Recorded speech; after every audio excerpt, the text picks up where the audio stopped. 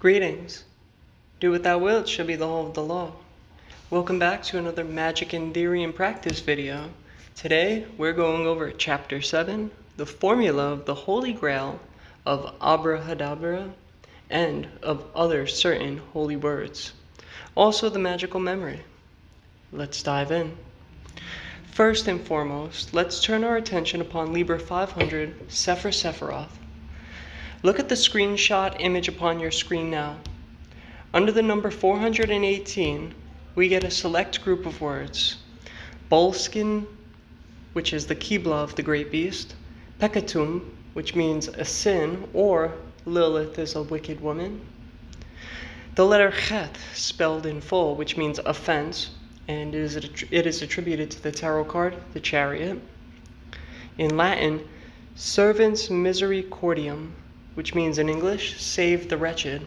And finally, ABRAHADABRA, the word of the Aeon. So, if we look at this group of words, what I gather from it, the word of sin is restriction. We of Thelema are not bound by original sin, nor the Ten Commandments. We are each liberated, free to do our wills in accordance with the book of the law. I broke down the number 418 and Chet in my video about the number 11. The main takeaway is this. Chet's value is 8. 8 is Mercury. Mercury is the Magus. The Magus is the second card of the tarot, of the major arcana. The Magician. The Magician corresponds with Beth, a house. Chet, spelled in full, is valued at 418, and 418 is ABRAHADABRA. This is the word of the Aeon and house of the prophet. Hadith says, Qabs is the name of my house.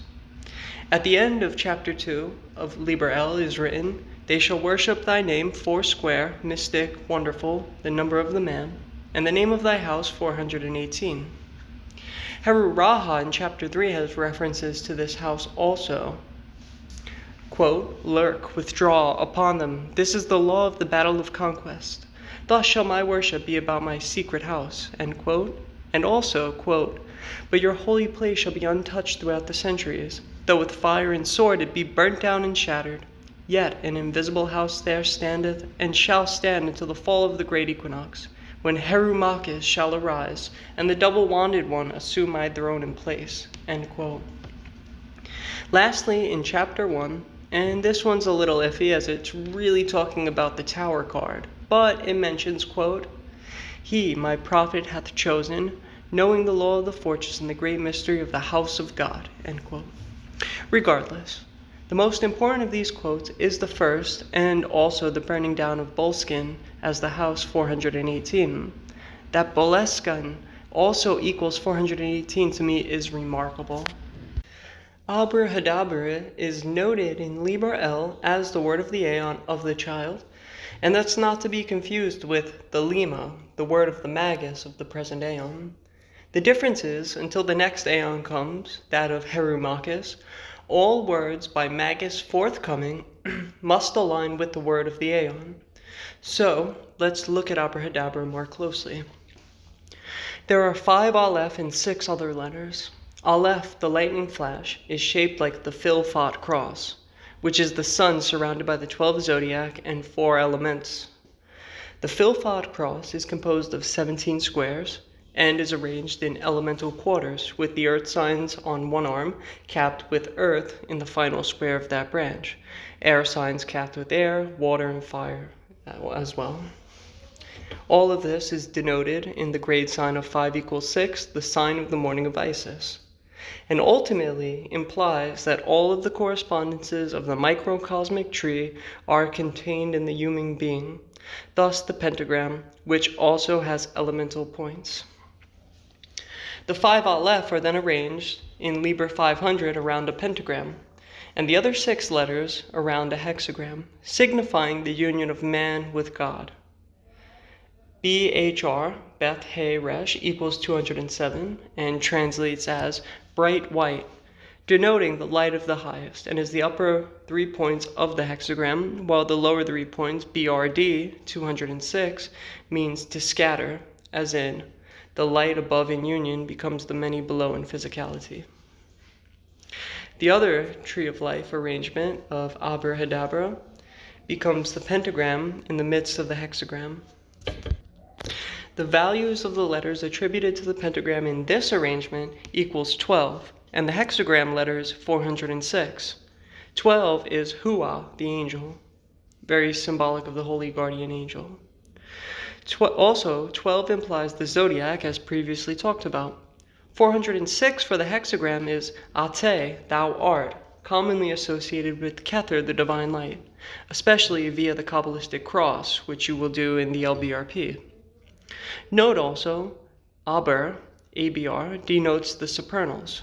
Aleph for air, being the first letter, Beth, the magus, Chakma, and Resh for the connection of Bina and Tifereth, which I have no space to break down fully at this time. The third arrangement gives 205 for the pentagram and 213 for the hexagram.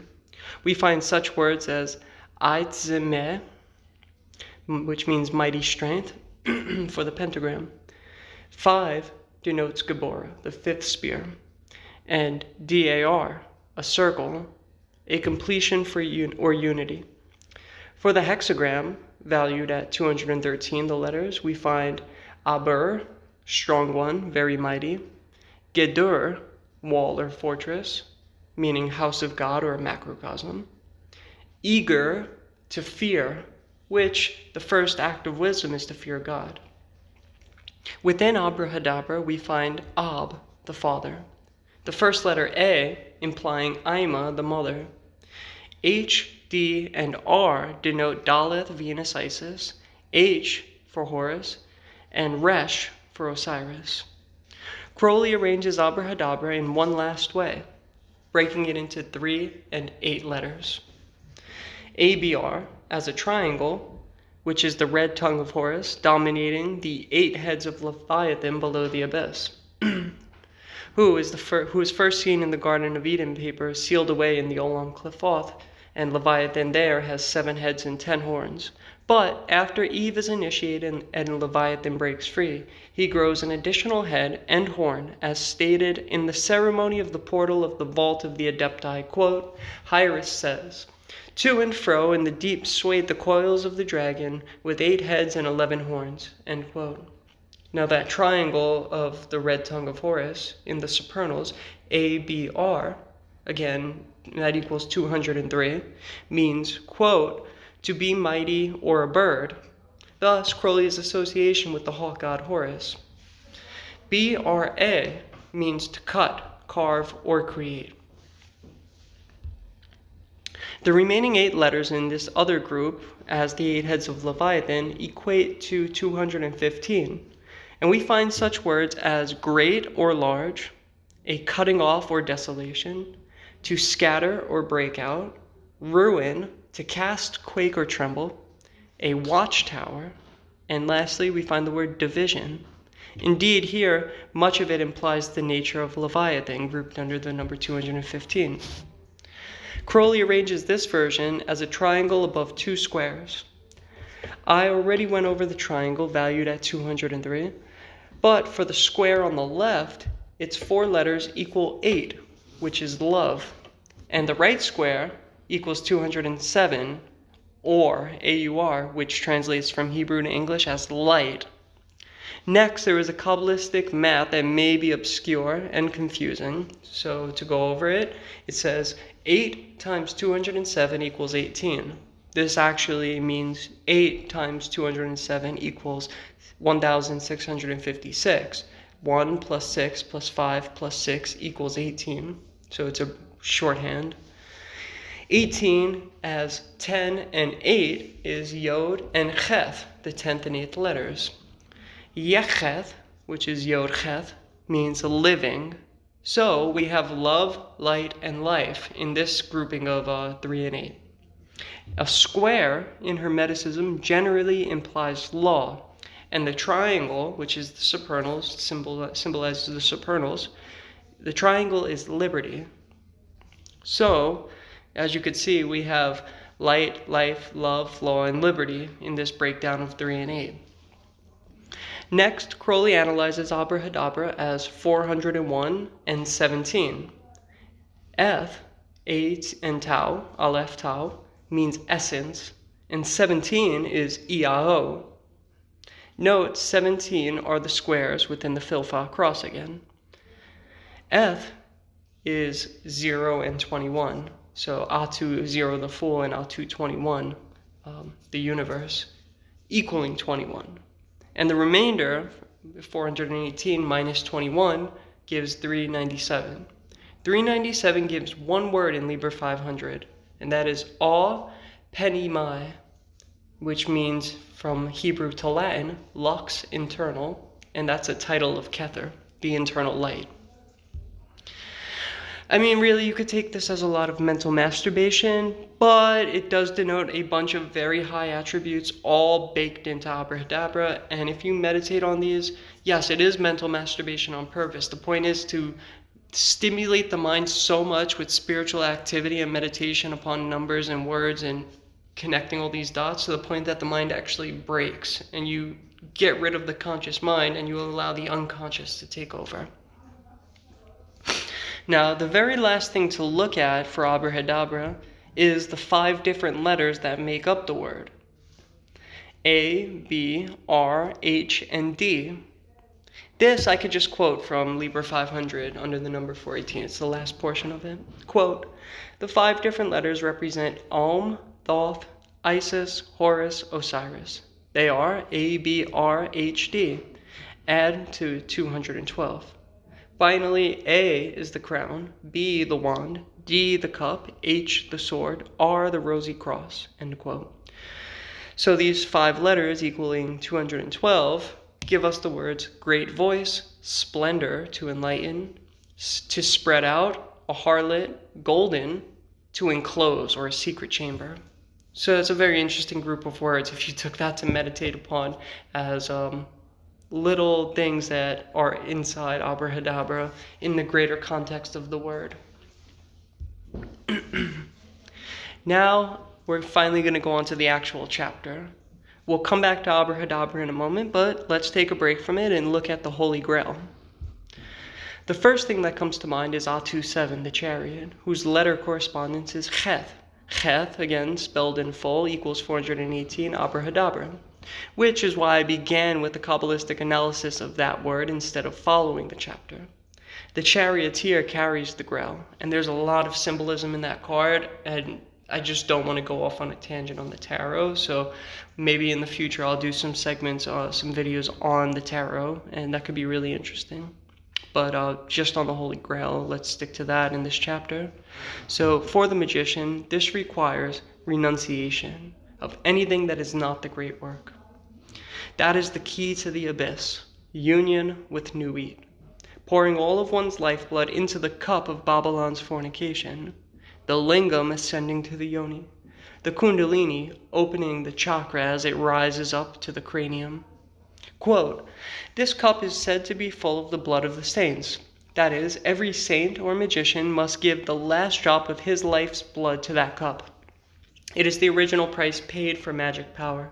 And if by magic power we mean the true power, the assimilation of all force with the ultimate light, the true bridle of the rosy cross, then is that blood the offering of virginity, the sole sacrifice well-pleasing to the Master, the sacrifice whose only reward is the pain of childbearing unto him. End quote.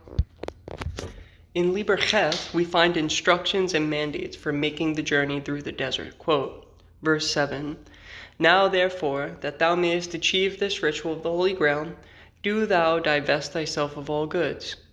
Thou hast wealth, give it unto them that have need thereof, yet no desire toward it. Thou hast health, slay thyself in the fervor of thine abandonment unto Our Lady. Let thy flesh hang loose upon thy bones, and thine eyes glare with the quenchless lust unto the infinite, with thy passion for the unknown, for her that is beyond knowledge, the accursed one. Thou hast love, tear thy mother from thine heart, and spit in the face of thy father. Let thy foot trample the belly of thy wife, and let the babe at her breast be the prey of dogs and vultures. For if thou dost not this with thy will, then shall we do this despite thy will, so that thou attain to the sacrament of the Grail in the chapel of abominations. And behold, If by stealth thou keep unto thyself one thought of thine, then shalt thou be cast out into the abyss forever. And thou shalt be the lonely one, the eater of dung, the afflicted in the day of be with us. Yea, verily, this is the truth, this is the truth, this is the truth. End quote. So that's Liber verses 7 to 13. For every person, the particulars will be different, but much will be the same in this process. There is a dissolving of the ego into the all, the one into the many, which must occur. This can and does happen internally, but it can be accompanied by a physical death in cases where the magician has karma which must be purged. During this process, health may decline. One may lose much of their wealth or physical possessions. That which they hold dearest, friends and family, may die or suddenly shun them. Again, it depends on the person. One must give up their angel and magical powers, and very importantly, the karmic bonds built by childhood indoctrination by one's parents must be broken completely. On the way to Galilee, Matthew chapter 8 verses 21 to 22, quote, "And another of his disciples said unto him, Lord, suffer me first to go and bury my father. But Jesus said unto him, Follow me, and let the dead bury their dead." End quote. Here we see that for union, one must follow their path, giving up family for life through death. Though the formula has been updated in the present aeon, this truth stands in one sense. One's father must be spat upon and their mother torn from their heart. In the case of women crossing the abyss, it may be that these roles are reversed. The father must be ripped from their heart and their mother spat upon, for it is a matter of union of opposites and balancing gender forces in one's being. And most importantly, once one goes on this journey through the abyss, even if you do not do all of this willingly, the powers that be will make you do these things or will cause circumstances to do it. Only an ongoing act of rebellion against this process would stop it, and doing that would be devastating to the person. They may literally be torn from the tree. So once a person initiates the process of crossing the abyss, they have to go through that process. The alternative is it's not pleasant. The Holy Graal, derived from Christian Gnosticism, was speculated to be the cup of the Last Supper, that which caught the blood of the crucified Christ, thus made holy, or it was even speculated to be Mary of Magdalene as the bride of Christ. By the book of the law, all of this is irrelevant. The cup is where transubstantiation and ritual happens. This is the part where you convert wine into the blood of God. The God particle is cast into the Grail during the Mass, changing the alcoholic beverage into a sacrament charged with the divine light to allow man to raise themselves up to the Godhead. This is symbolic, too, of the great sacrament that takes place in the highest mysteries of sexual alchemy, the death of orgasm, le petit mort. Back to ABRAHADABRA for a second, and the union of opposites. 0 equals 2 is most poignant here. Positive 1 plus negative 1 equals 0. That by canceling each other out, 2 in union are destroyed, creating a change and a third thing from that union. In ABRAHADABRA, the two parts are the A's and the other letters. Again, the pentagram and the hexagram, the micro and macro, man and God / the universe. ABRAHADABRA has a changed letter. The He was a Kaf, and the meaning was very important magically. Abracadabra, I create as I speak. What is said manifests in many ways on all planes. The vibration of words carries connotations of thought form meaning of what words are spoken. That in turn affects the astral plane and so on, eventually manifesting. ABRAHADABRA has 11 letters.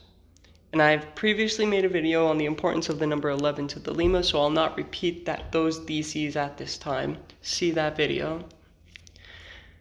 The Grail and ABRAHADABRA were 2 parts out of 6 in this chapter. So here we move on to part 3, which mentions several holy words briefly. These include vitriol, ararita, agape, abrasax, canubis, and mithras. Vitriol and ararita are acronyms. Vitriol means, quote, vista interiora terrae rectificando invenies occultum lapidem, end quote, meaning visit the interior parts of the earth, By rectification thou shalt find the hidden stone. Essentially, it alludes to the Philosopher's Stone, the knowledge of self and nature which allows one to ascend to godhood, alleviating death by attaining to an ego death and union with God. For the center of the earth is really the heart of the Master, the spark of light in the midst which derive from the Ein Sof Or. This brings us to ABRAHADABRA. These 7 letters surround the hexagram, the most important being Yod placed in the center of the hexagram. For again, it is that same spark of light in the heart, for in the center of the hexagram is attributed to Sol, Tefereth, the heart. Yod is the first letter of Yod He Vav He, and corresponds with Chachma, fire. The upper tip of Yod in Chachma ascends to Kether, just barely touching it, and the fire element which represents is fire from the divine light of Kether, which it grazes. Agape means love in Greek, but a very particular type of love, specifically love for the divine. Crowley writes about agape in this chapter, quote, Dionysus, which is the capital Alpha, the virgin earth, Gamma, the babe in the egg, small alpha, the image of the Father, the massacre of the innocents, which is Pi, the drought of ecstasy, Eta, end quote.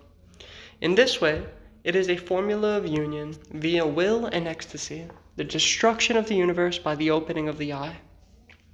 Abraxas, in short, is the demiurge, some say the god from the Garden of Eden, and those like Zeus who are part of the creation of the number 0. They come from the same source as we do, but are high enough in their pantheons to be mistaken with the highest high, thinking themselves the true source of all creation, as opposed to the creation also. I know next to nothing about Canubis, so I initially opted to skip it. I did research it after the fact, and there is a link to an article in the description. Again, it has to do with the demiurge. Mithras, on the other hand, I do know a lot about, and in short, it's the formula of the 365-day calendar. By adding 5 to the old calendar, which was aligned with Mithras without the E in the spelling, it was previously thought that the year had 360 days. When it was found that 365 days was closer, the E was added. This is also found in Egyptian myth, with Tahuti adding 5 days to the calendar so that Nuit could bear a child by Geb, who she was separated from every day of the 360-day calendar. Mithras connects with a lot of other concepts, including Minerva and the illusion mysteries. I'm not going to get into all of that. I just thought that this was a cool bit of information to put in here on the formula, but you should look into those keywords. Mithras, illusion mysteries, Greek mystery schools. Mithras surrounds a lot of that. And again, it's the demiurge. Section 4 of this chapter sums up initiation via ideas I've already talked about, so I suggest read it for yourself, as there is useful information about certain AA grades, but not important enough to go into another tangent in this video. Section 5 is about the word Aum. So first off, in Hinduism, Aum, A-U-M, is spelled O-M. It is the sound of the creation of the world. This ties in with Western Gnosticism, that the Word of God, the Logos, created the world. So there is an idea that sound, vibration, is the root cause of creation. All particles have a vibration rate. Oscillation causes heat. So this confirms scientifically that Yod, the element of fire associated with Chakma, the first in that formula of creation, does have validity in terms of scientific creation in the Big Bang, which I love when occultism is already light years ahead of physics, and they find these truths via scientific means, and it's like, yeah, we've known this in the occult for many, many, many thousands of years already. On the word Aum, Crowley changed the spelling of A-U-M, adding G-N at the end. G-N has roots like in the word Gnostic, denoting etymologically ideas like knowledge or sign, to the idea of creation via vibration and word. MGN, which he found equals 93, added a little bit of proof, and we'll get into that a little bit more later. And it doesn't change the sound of the word Aum, adding those 2 letters. They're silent. Aum adds up to a total of 100, which is 10 squared. the perfect number to the power of 2 duality. This indicates spirit and matter in the finished product of the descending light. 100 is the value of Qaf, the back of the head. Quote, the cerebellum, where the creative or reproductive force is primarily situated, end quote, corresponding with Luna, the unconscious mind, and gives by gematria words like a day, palm, which palm is in Qaf, spelled in full, vessel, and also effort or exertion. Altogether, this group of words indicates the process of the divine creating the universe and the universe made by its hand, nestled in its palm. Also, by the process of Ach-Baker, 1, 10, and 100 all fall in the same box, so they're interchangeable. So there is a final confirmation that in the spelling Aum, A-U-M-G-N, 100, that equals Kether in Malkuth. So there is a full round completion to the word. And since it's a word of creation, it's very fitting that it has the first and last Sephiroth. So that implies that all the Sephiroth are contained within. It's a full, complete circle. According to Crowley, quote, the word Om is the sacred Hindu mantra, which was the supreme hieroglyph of truth, a compendium of the sacred knowledge, end quote. To use the word, most often it is vibrated. There is a specific way to do this. First, the A should be intoned via the throat with an open mouth. Then the U, by shifting the vibration to the back of the mouth and making the mouth smaller like a little O. Then the MGN in one continuous repetition, like one after the other, and this last part of vibration. These 3 letters should be vibrated nasally by drawing the lips almost all the way closed so only a small slit is open and bringing that vibration right up to the nasal passage. Quote, symbolically, this announces the course of nature as proceeding from free and formless creation through controlled and formed preservation to the silence of destruction.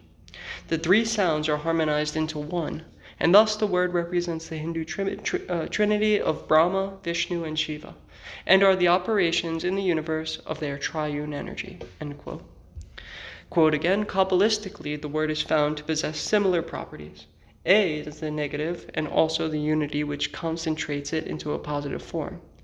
A is the Holy Spirit who begets God in the flesh upon the Virgin. A is also the babe in the egg thus produced. The quality of A is thus bisexual. It is the original being Baphomet. The letter U or V is the manifested Son himself. Its value is 6. It refers therefore to the dual nature of the logos as divine and human, the interlacing of the upright and inverse triangles in the hexagram. The letter M exhibits the termination of this process. It is the hangman of the tarot. The formation of the individual from the absolute is closed by his death, end quote. Quote again, it soon became obvious to the Master Therion that Aum was an inadequate and misleading hieroglyph, AUM. It stated only part of the truth, and it implied a fundamental falsehood. The essential task was to emphasize the fact that nature is not catastrophic, but proceeds by means of undulations. It was equally desirable to make it clear that the letter M represents an operation which does not actually occur in nature, except as the withdrawal of phenomenon into the absolute, which process, even when so understood, is not a true destruction, but on the contrary, the emancipation of anything from the modifications which it had mistaken for itself. It occurred to him that the true nature of silence was to permit the uninterrupted vibration to the undulatory energy, end quote. So what he's saying here is AUM signifies birth, life, and death. Well, it completely left the process of what happens after you die and the rebirth process, which starts everything all over again, the recycling of energy. There's no actual death. Energy and matter cannot be destroyed or created. They are already here. All they can do is change themselves. That's it. The energy is forever here. So death is really an illusion. Energy is just constantly changing. So to have M, the hanged man, which is a death and very final, as the final letter of this formula that summarizes truth, is completely wrong, and I see that and I agree with that. There has to be a process that sums up that reincarnation factor and the change of energy.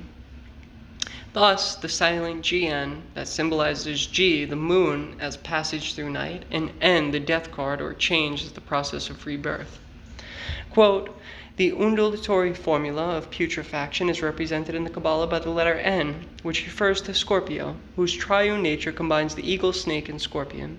These hieroglyphs themselves indicate the spiritual formula of incarnation. He was also anxious to use the letter G, another triune formula expressive of the aspects of the moon, which further declares the nature of human existence in the following manner. The moon is in itself a dark orb, but an appearance of light is communicated to it by the sun, and it is exactly in this way that successive incarnations create the appearance, just as the individual star, which every man is, remains itself, irrespective of whether Earth perceives it or not. Now, it so happens that the root GN signifies both knowledge and generation, combined in a single idea. In the absolute form, independent of personality, the G is a silent letter, as in our word gnosis, and the sound GN is nasal, suggesting therefore the breath of life as opposed to that of speech. End quote.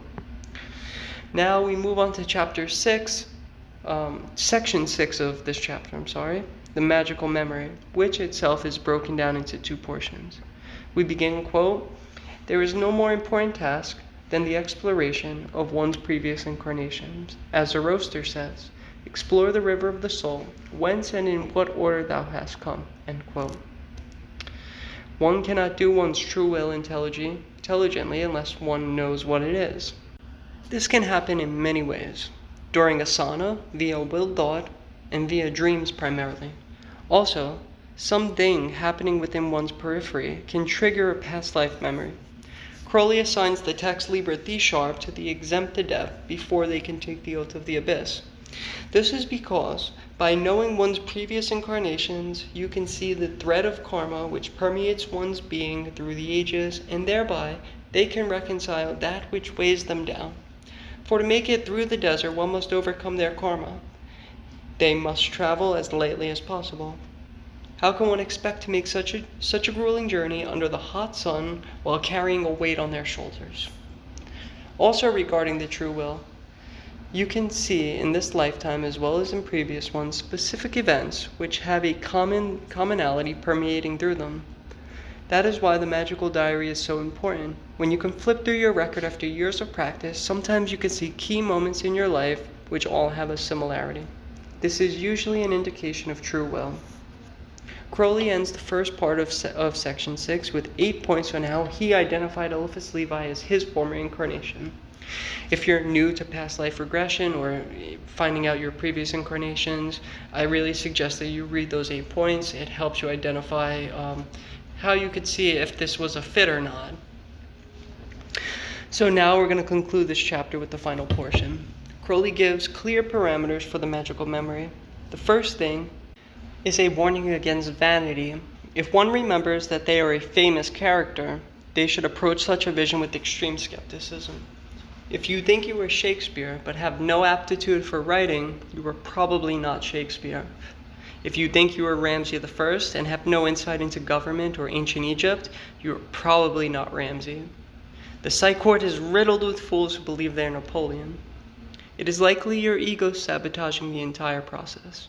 If you sincerely believe something of this sort, and anyone telling you otherwise causes you distress, you should seek out psychological help immediately.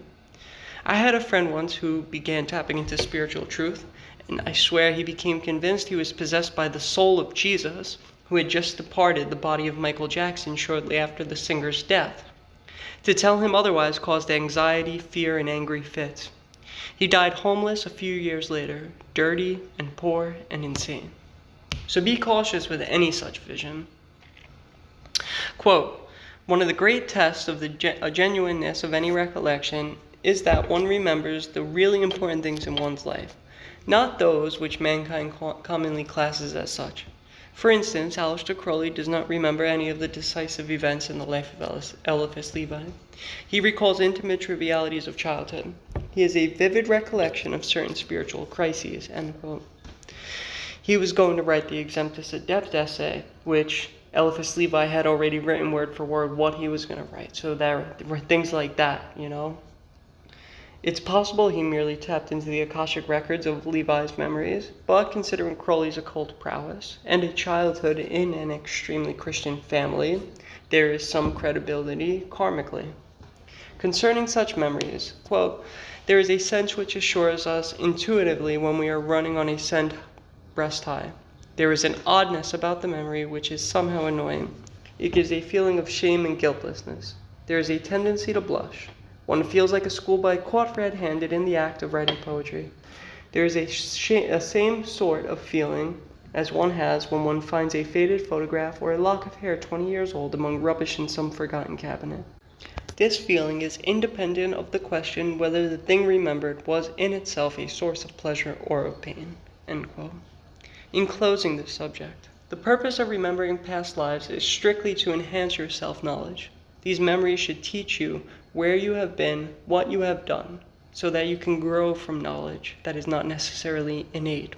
Quote, as our records extend into the past, the evidence of its truth is cumulative.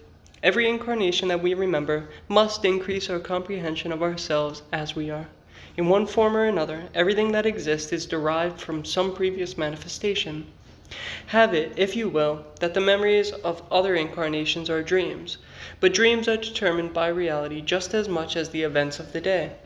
The truth is to be apprehended by the correct translation of the symbolic language. The last section of the oath of the Master of the Temple is, quote, I swear to interpret every phenomenon as a particular dealing of God with my soul, end quote.